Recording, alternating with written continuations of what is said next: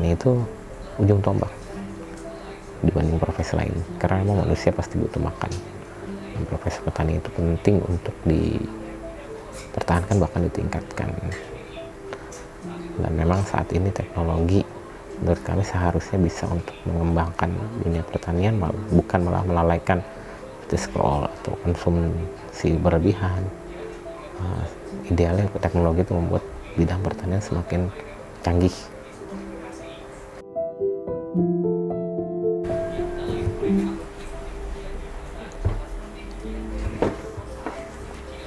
Assalamualaikum warahmatullahi wabarakatuh.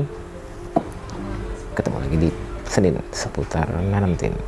Kali ini kita akan bahas tentang dibalik menanam tin, yaitu setelah menanam tin ternyata kami belajar tentang precision farming. Di sini kami ingin bercerita tentang basic atau dasar dari precision farming seperti apa, dan memang kita perlu sains bahwa dunia pertanian itu butuh alat ukur precision yang memang membuat perdebatan atau perbedaan pendapat itu bisa dijadikan penyambung, sehingga jalan keluar akan ditemukan dari sains ini. Karena memang banyak isu yang beredar di luar sana itu bahwa bercocok tanam itu membutuhkan tangan panas dan tangan dingin, dan itu menurut kami sangat tidak relevan ya. Bayangkan saja jika misalnya Anda ingin masuk ke dalam kampus atau jurusan di pertanian, kemudian salah satu dosen menginterview atau mungkin ada di satu formulirnya bahwa apakah Anda termasuk tangan panas atau dingin. Jika tangan panas, Anda tidak diterima di kampus tersebut. Menurut kami itu sangat lucu ya. Jadi bercocok tanam itu tidak berhubungan dengan tangan panas dan dingin. Kemudian ada lagi yang beredar bahwa menanam di tanah itu akan lebih subur, lebih cepat. Ada benarnya, namun menurut kami tidak semudah itu. Itu harus di breakdown lebih detail lagi.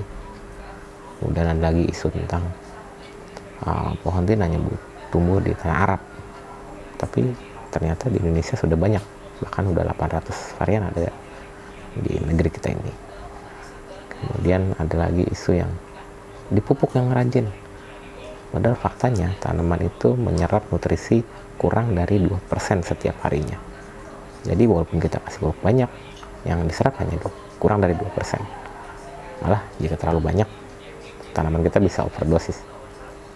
Ada lagi yang bilang sekam bakar itu panas, padahal panas tidaknya media tanam itu tergantung bukan dari sekam bakar atau bukan, melainkan tanah atau media tersebut masih ada proses fermentasi atau pembusukan atau tidak. Jika masih ada, maka media tanam tersebut masih panas atau suhunya masih tinggi. Dan cara belajar atau mengetahui tentang precision farming yang mendasar, yaitu menurut kami pentingnya kita ngecek nasab kita. Kita coba cek ayah ibu kita, kakek nenek kita, atau mungkin ke atas, apakah yang pernah menjadi petani. Jika pernah, menurut kami teruskan atau lanjutkan usaha. Namun jika memang ke atasnya memang tidak ada, selalu jadi pedagang, ya lebih baik kita mungkin ketika sudah di dunia pertanian lanjutkan dengan kita sebagai pedagang sayuran atau buah ataupun hasil hutan dan lain-lainnya. Dan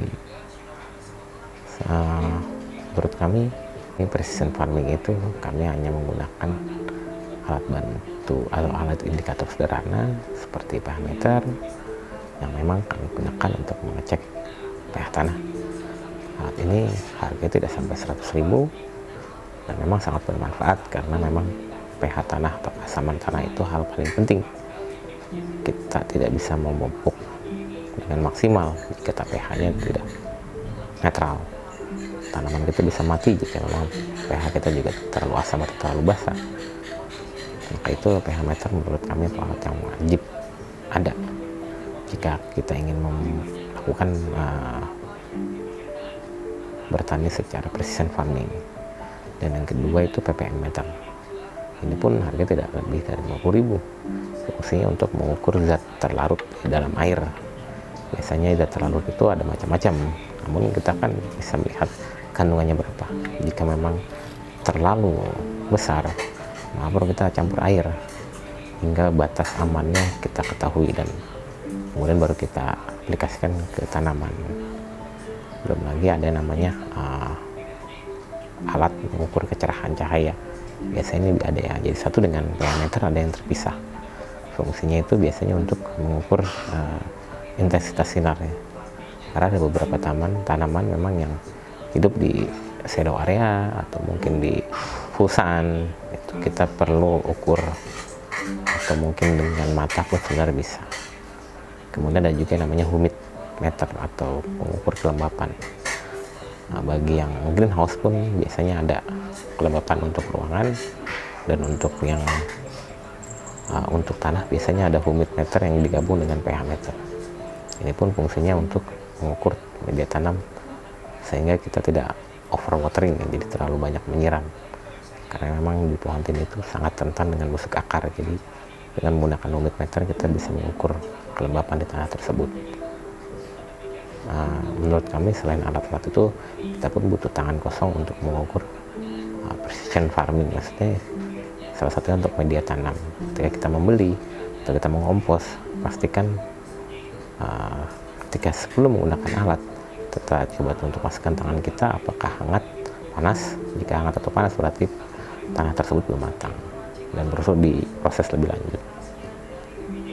Dan kita pun bisa melihat warna daun yang kuning, misalnya itu kekurangan nitrogen atau mungkin kekurangan air, itu pun bisa kita ukur atau memanfaatkan dari smartphone. Kita foto langsung terlihat kadarnya seperti apa. Oke, itu aja dari basic precision farming. Semoga bermanfaat. Assalamualaikum warahmatullahi wabarakatuh.